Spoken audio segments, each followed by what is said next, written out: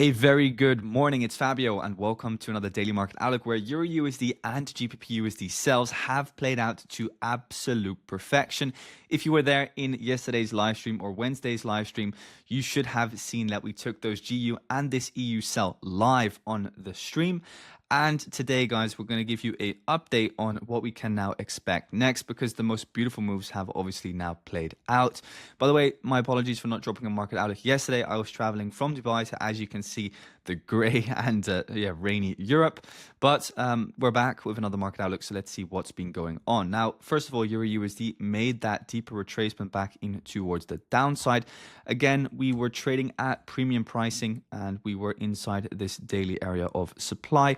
I was looking for the market to head down lower, and it still has potential to head down lower towards the overall daily point of liquidity, because as I've been mentioning to you guys pretty much every single session this week as well, and also last week's sessions, we have an impulse in towards the highs, we have an impulse in towards the high, and we have an impulse in towards the high.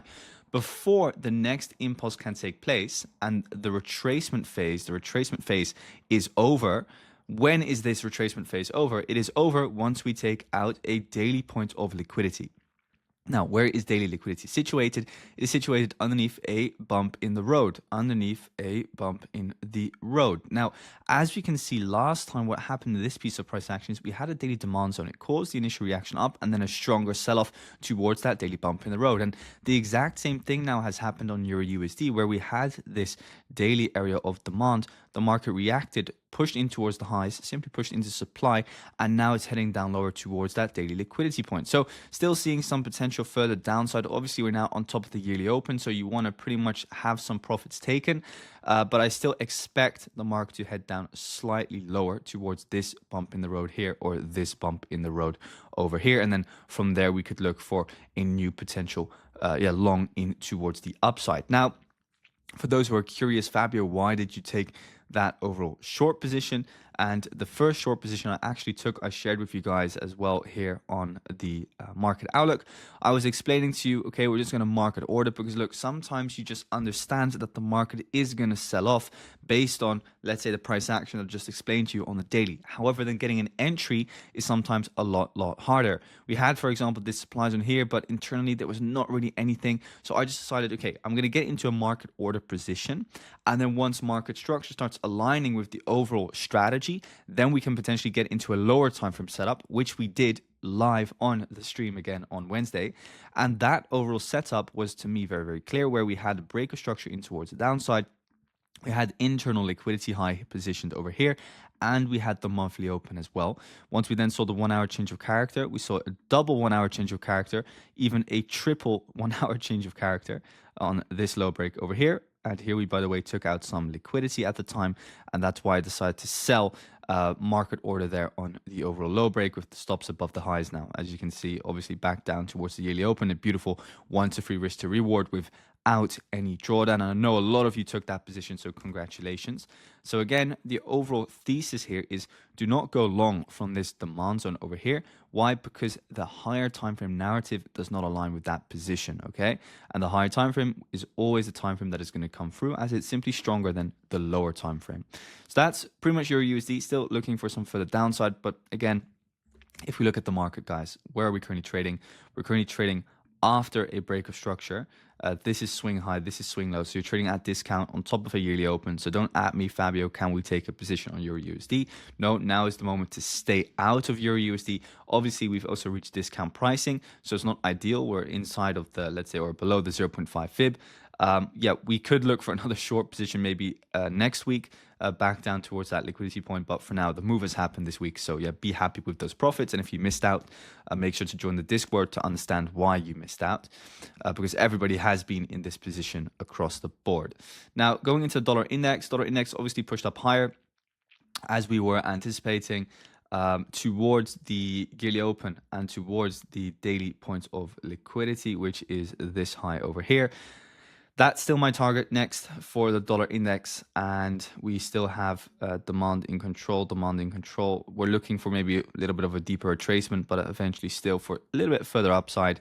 I don't expect a full-blown reversal from here. Obviously, we've taken out this high here, liquidated that. That's causing an initial reaction. But ideally, we would still see a little bit of a push up higher towards at least these points of liquidity here on the dollar index. Moving on into GBPUSD, and for the rest, dollar index doesn't really need that much explaining. I guess everybody and all of us can see that the dollar index is kind of like stuck within this range here. We have ultimately just swept the high, swept the low. So now, what would you expect next? We could just expect the market to push, for example, back up towards the highs. Like the dollar index in itself doesn't really make too much sense to analyze because of the overall consolidated price action. And as well, if you draw in, let's say, the fib tool here from the highest point to lowest point, you can see that we're nearing the 0.5 fib. Hence why I would still expect a little bit higher prices before seeing something of a significant reaction. Now, moving on, what can we expect from GU? Well, GU was an absolute beautiful short, guys. We have obviously the same analysis as on EURUSD, where we pretty much expect at least this bump in the road or this bump in the road, and bump in the road again is just a point of liquidity, guys, to be taken out. If you look at the 4-hour time frame, it was even cleaner than EURUSD. I broke this down in detail on Wednesday morning. Again, I don't need to explain it too much because I feel like I explain this stuff every single day, but here we have a strong overall high, right? That took out liquidity to the left. That's why it's a high that you want to sell from. This is the low. Within the overall impulse down, there are 2 points of liquidity. We go for the highest point, and then on that highest point, we see the change of character down. That formed an area of supply, and then as we can see, supply got respected. So then we go on another breaker structure. And then from that point onwards, I was just looking to scale it aggressively. Again, we have a supply zone over here, not the strongest area of supply, but we saw on EURUSD that was rejecting the monthly open, and GU and EU move in tandem. So pretty much just on the low break here, I decided to go short because the fact that momentum was strong on the pound. We had some very bad pound data this weekend. I'm expecting a weak pound as well.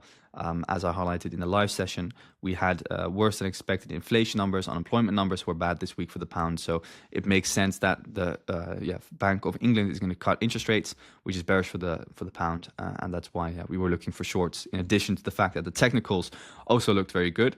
So up above, some good setups. Down below over here, some good setups. And now again, the move has happened. So all you can wait for is just reaccumulation. Highs get taken out and then look for another sell-off in towards the downside. Though again, starting to sell from these levels is getting riskier and riskier because we're on top of the yearly open. We're really nearing the overall liquidity lows, so the risk to reward is kind of like vanishing, and you've now hit the 0.5 fib. So the best positions have kind of like already come. Now we just need to kind of like wait for some reaccumulation and see what price action will do now before getting involved with any new positions. Going into AUD/USD and NZD/USD, we can see that AUD/USD has retraced towards the 0.5 fib. This is still a position I think can be a potential long in the near future, though for now we're just consolidating, so don't really get involved with this. There's nothing to be taken here. The only position that I'm actually looking for is maybe one more sell-off towards this liquidity low, and around that monthly open, look for some volume to come in, a V-shaped reversal, so that we can start looking at some longs on that, because overall the market structure here is still clear for me. We have the impulse in towards the highs, and we're now looking from discount prices for a potential long.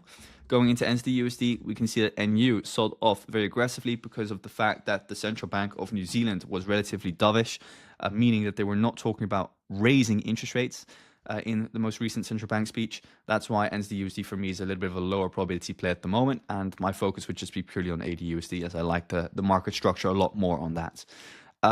Moving on, and also the Australian Central Bank is a lot more hawkish, meaning they're looking at higher interest rates as opposed to the Central Bank of New Zealand that cannot raise interest rates at the moment, and is relatively flat. So the Australian dollar is a lot stronger than the New Zealand dollar, even though they move in tandem.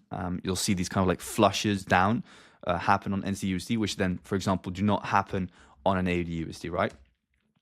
So yeah, let's keep an eye on that. Then USD CAD, we had a good laugh about that one on Wednesday, where we were talking about the stop hunter, that we're still going for pretty much this high over here. Still looking to reach that target. It slowed down quite a bit. Not exactly sure why. I think it has to do with oil prices. If we look at US oil, you can see that oil prices have been on the rise. Now, oil is tied to the Canadian dollar pretty heavily. So whenever oil rises, the Canadian dollar gets stronger. Hence why USD CAD has had a difficult and tough time kind of like rising as fast as GU and EU have been dropping. Now, still the target just stands, and we're still looking obviously for the order flow to hold and for the highs over here to get taken out. So this is still for me the short-term bias. I was in a long position, which I also shared with you guys. I don't know where it exactly was. I think somewhere over here. with the stop loss underneath the lows. So it's still running at around 1.2%. On some accounts, though, I've also closed in the overall impulse in combination with the EU and the GU, because again, when my funded accounts reach around 2.5 to 3% profit, I just close and take my payout. But on one or two accounts, I still have this running, I think. I would have to check because, yeah, as you guys know, I have like 16 accounts. But this month has been absolutely crazy. With the trading pit alone, I did around $16,000 in payouts, which I've been sharing inside Discord as well. And that's just on one of the around 5-6 different prop firms that I'm using. So yeah, you guys can make the maths, but obviously I don't want to share too much on social media for obvious reasons nowadays. But yeah, USD CAD still looks good just to continue, and order flow still holds. So no reason to kind of like close this out or chicken out. Demand still here in control. Demand still here in control, and now we have this demand in control. So I'm just looking for the yearly open and for the stops to be hunted. Again, the analysis was on point that we highlighted on Wednesday. Everybody going short on the third trendline touch, bearish candlestick, very, very obvious that it was going to head up higher. And yeah, glad that it did, and hope some of you have been able to profit off that as well. If you did, make sure to let me know in the comments. USD CHF, yeah, as I've said, not the highest probability play. For now, this is pretty much demand. I'm not really looking at anything on USD CHF until we see somewhat of bearish momentum come back, because overall we are bearish on USD CHF, right? There's no reason to go long on this. We're kind of like at historical lows. Not going to try and call the bottom. Focus on short only, but short is just not there at the moment because, yeah, we're obviously here bullish since the 10th of Feb. Not going to really spend too much time on that. Don't really like it. UJ has been pushing back up higher.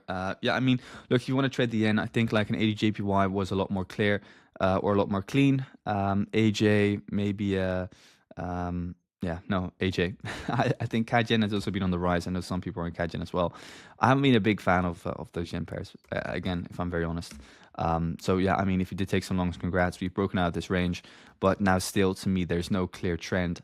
I am personally not very, yeah, let's say fond of trading this kind of price action where we just get impulse up, impulse down, and now, for example, an impulse back up. Like, what is the actual trend? What is the actual market direction that we're taking now? To me, it's too uncertain. So I would prefer just to wait and sit this one out until we break the low here and then start seeing some momentum and then start scaling in. Or, for example, if we break the high here again, then the retrace towards the yearly open and then look for some longs again. See somewhat of a more confident market direction being chosen by the markets. And then last of all, gold. Gold has been on the rise because of tensions in the Middle East.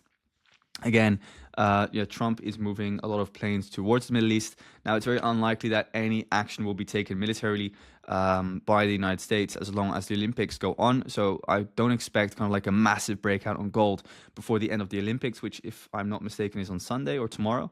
Or it was yesterday, I'm not sure. I think it's this weekend. So yeah, let's see. Otherwise, you can expect some volatility this weekend. For gold, it makes sense to head up higher based on what is kind of like being said geopolitically.